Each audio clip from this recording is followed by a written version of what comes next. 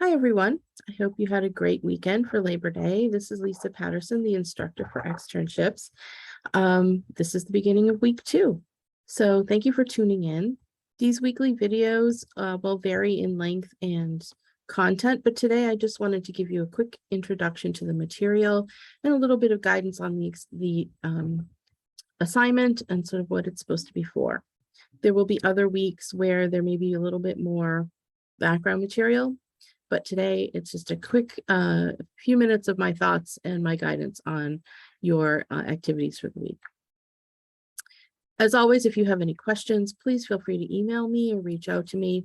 Also, a reminder that you can make appointments with me using Lock at any time, and I have open office hours pretty much all day on Tuesday and Wednesday. So as far as this week goes, we are talking about the history of legal services. And I see this as also a launching point to talk about the legal profession in general. So you have all been assigned the Gordon article talking about the history of legal services, which I hope that you'll find really interesting. I actually learned a lot from it, and I sort of keep it to refer back to, because there is a long history in law with power struggles and the way that lawyers can help even the playing field for people who do not have power in society and who really need representation.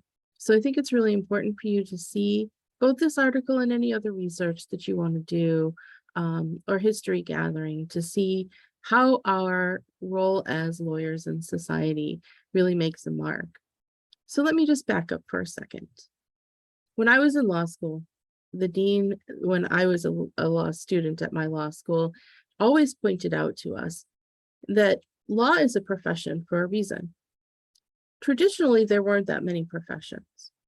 Law and medicine and maybe the clergy were about the only 3 real professions that would call themselves as such. What do I mean by that? What differentiates a profession from a job, for example? Why do we call this a legal profession where we don't call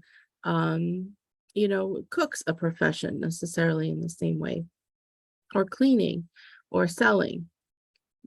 What differentiates the original professions is the idea that there is specialized knowledge or a specialized area of expertise that you have to learn and that you have to guard, and that is not accessible to most of the population. You may have to go to school for a long time. You may have certain talents. You may have certain experience that you have to get to be able to say that you're part of a profession. In our case, we have to pass a test called the bar. We have to pass character and fitness, and we have to swear an oath. The reason we have to do that, if you think about it, is that if you possess specialized knowledge that the rest of the world doesn't possess, they have to trust you, because they'll have no way to check your work. So you have to be trustworthy, and you have to have a code of ethics so that when you swear that oath to take on the practice of law for clients who know nothing about the law, that you are doing it honorably and reliably. That puts us on a higher pedestal, I think. And as lawyers, I really believe that we have a noble job. And it doesn't matter, even though I had you read the history of legal services, it doesn't matter to me if you are practicing to save the world and spending 100% of your time pursuing access to justice work, or whether or not you are in the private sector and you have paying clients who just have business related or monetarily related or selfish reasons to need a lawyer. It doesn't matter to me. The practice of law is a noble one. It is something that should be done conscientiously and with pride. So I just wanted to put that spin on things and point you towards the assignment that I gave you this week. Everyone in the externship program this semester will be working by definition for a nonprofit organization, whether it's a government, a court, or a legal services agency. So in some ways, the assignment will point in that direction.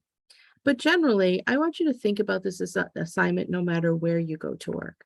It isn't something that I designed specifically just for nonprofits. The assignment is to really delve into the details of your organization, and from very Practical things like, where is it? Does it have other branches?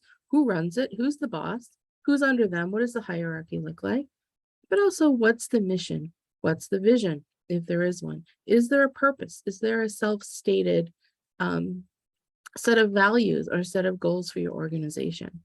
Is there a board of directors? Is there a history? What year was it founded? How was it founded? Think about that for no matter whether you work for the Legal Aid Bureau or whether you work for a firm. Think about that no matter where you work, because you want to be tied into a mission wherever you go. So think as you're looking up this information, not just filling out the form, but thinking about that last question on the form, which is, how do you fit into the mission of your organization? What is your role as you sit at your externship and do what you may think are the most simple tasks because you're learning? You're still contributing to the overall mission and vision of your organization, and as such, contributing to a larger pool of very important legal work that's going to go into the world and help make it better. There's a story that floats around, and it may be apocryphal, but I'm going to say it anyway because I just like it, as even if it is a metaphor. In the 1960s, when JFK took office, he made a very famous speech that you've probably heard that challenged our US citizens to go to the moon. And you've heard it. He challenged them, before the end of the decade, we are going to go to the moon. And that launched a lot of activity on behalf of NASA, as you can imagine. NASA kicked into high gear and really took him at his word and squeaked in under the deadline by making it to the moon halfway through 1969. So JFK was long gone by then. But while he was still alive, he did manage to visit NASA a number of times. And one of the times that he visited NASA, the story goes, and there's no real proof that this happened, but I like the story anyway, that he was touring NASA and meeting with certain people and walking down the hallways and shaking hands and meeting and greeting. And one of the people that he happened to meet was someone holding a broom. And he said, well, what do you do? Expecting him to say, I'm the janitor or I'm the cleaner. And the person holding the broom said to John F. Kennedy, I'm helping people go to the moon. And that always strikes me, because that is the mark of a really great organization and the mark of someone who is following the mission and finding meaning in the work that they do for that organization.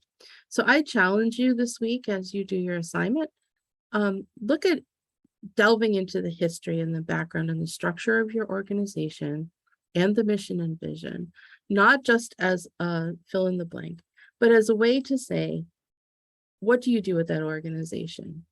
I'm an extern. I'm a student. I'm the lowest person. No, what do you do with that organization? I help people do X, or I achieve justice in this other way. Look at the mission and see how you fit into it.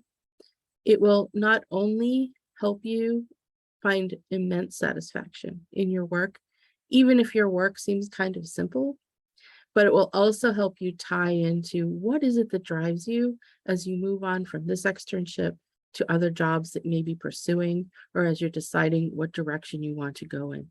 If you can find future work where you can say, if someone says, what do you do here? You tie into the mission of your organization, as opposed to rattling off all the meaningful or meaningless tasks that you're doing. It'll make for wonderful career satisfaction. So thank you all for listening to me. I hope you have a good week at your organization. Please check in if you have any questions. And remember, we are doing extremely good work, and I'm proud of all of you. Have a good week. Until next time. Bye-bye.